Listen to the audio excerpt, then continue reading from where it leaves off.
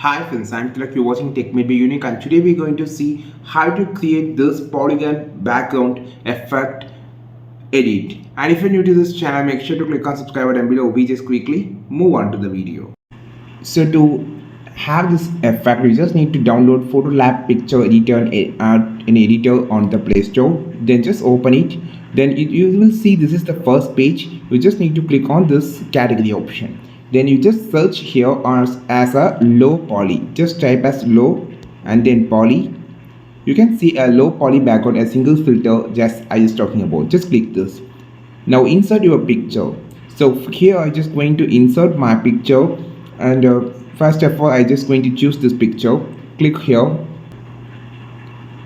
You can see this mobile phone. I just choose this mobile phone as a subject, and you can see the background how it's changed look like. So it will so useful for the product images, and also the subject you just need to make like a low poly background.